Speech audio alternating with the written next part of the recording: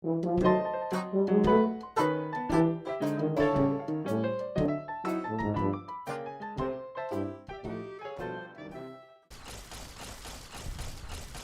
are you looking forward to, or like, do you really delve into the little the little pieces of lore? So, like, I think we kind of touched on that. Of course, Especially you hand me the controller and I'm dead. The first time I play through a game, I like to get into the lore for sure. But like with Bethesda, they seem to have such a way of creating things. Like, it's not just like you're not just learning the main story. You're not just learning about the war in this game. You can literally learn about Nipton, like just Nipton. Yeah. There's like a little story around there. Yeah. You can learn about, you know what I mean? There's like those little stories. Are you a fan of that? Like the one that always comes to mind is the troll. The troll that wrote the note in Oblivion underneath the bridge. Yeah, like little stories like that, which are really cool. That's what I was saying when I was actually in Nipton, is that I like you walk into the house and you see a bloody bed and you're like, what the hell happened here? And like the game developers put that there on purpose to leave you the clues to tell a story. Yeah. So that kind of stuff's cool. I think that Bethesda really has. Aaron actually has mentioned. Aaron's been on a couple shows before, of course. Aaron was mentioning that Bethesda can't, like, with this formula, can't really screw up. I hope he's right.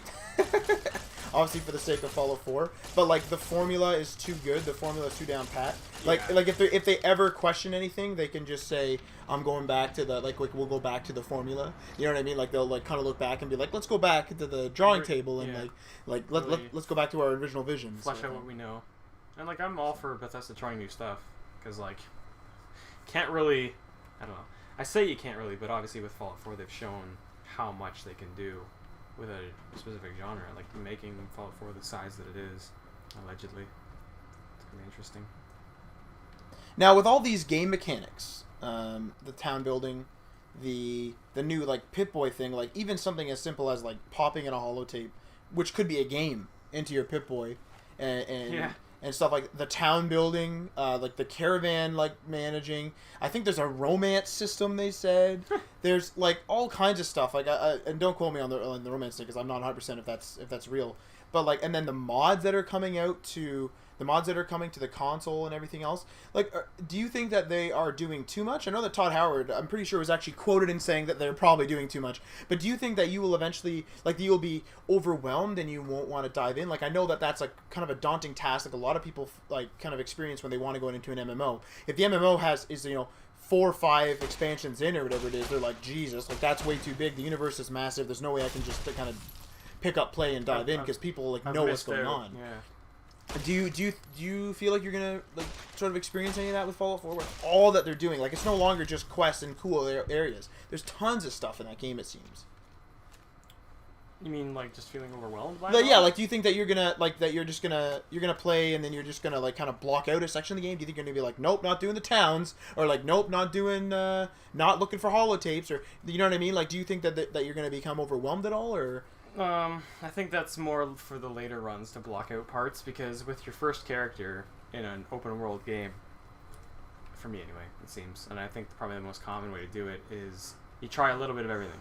Right. And you see what you like, and you don't really make your character for anything specifically. You just kind of do a character that'll work, and then you try to go to as many places as you can and try all the little things. And you're like, all right, now that I've beaten the main story of this game, I know the lay of the land, I know what goes on here and there.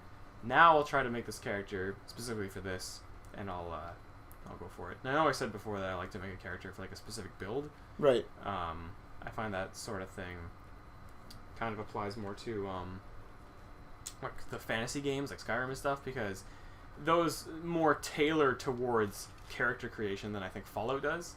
And I mean, they've massively overhauled the character creation in Fallout, but it seems like interacting with the world is more the important part and of the game than specifically like stealth killing everything, or seems like the world is more than just fighting, which is sort of like fantasy games are like fighting and quests, and that's it. Yeah, exactly. Whereas there seems to be that there's going to be more like character I don't know, development and character conversation and interaction and politics in Fallout this time. You know what I like actually. It's funny that you mentioned politics. Is this like this game was made by Obsidian, published by Bethesda. It wasn't like coded by them, but even still, I still think that they do a really good building block system. So they take what they've learned, what they've done, what people liked from one game, and they really do translate and like upgrade it. So like as an example, we have, you know, Fallout 3, people loved it and all that, but there weren't that many side quests, there weren't that many whatever, and people were trying to play it like an Elder Scrolls game. And it was sort of supposed to be more linear. So like, you know, the DLC added more quests and stuff like that. So then we have this game which has a lot of side quests. There's quite a bit of DLC. You know, like they built on that. And then we have Skyrim comes out, which has like what you were just mentioning with the better character development, where like literally if you are a swords, like you're like going crazy on swords, you know you're gonna be really great at swords, like, you know, you develop that sword character. But if you start working on, you know, your stealth, you can, you know, develop your stealth, like you are making your character yours, sort of thing. And then we have and then we're gonna have obviously Fallout 4, which has all of that, plus like people like the world. So now they're introducing you're introducing almost politics to you, where you're making the towns, you're making the trade routes, you're doing that stuff. And even with their app, like you are managing the vault, and they found out that people like managing and they build off it. It's not like some other games where they're like, oh, people like this, cool, we'll just make a game kind of similar in the same universe but try to go in a different direction. You know, Bethesda always seems to cater to their audience. They definitely know their audience, and like Todd Howard was just at the beginning of the thing being like, wow, I can't believe so many people came out to this, and he's like, the fans are obviously the most important thing to us, and we want to make a game that obviously we want to play and that we think people will like to play too. And it's really, especially when a company is as big as Bethesda, and I don't mean big like physically, like with the number of people, but like popularity and like success. And a company like that can still find such value in what the people who play their stuff think. Yeah, like, that's really inspiring to me.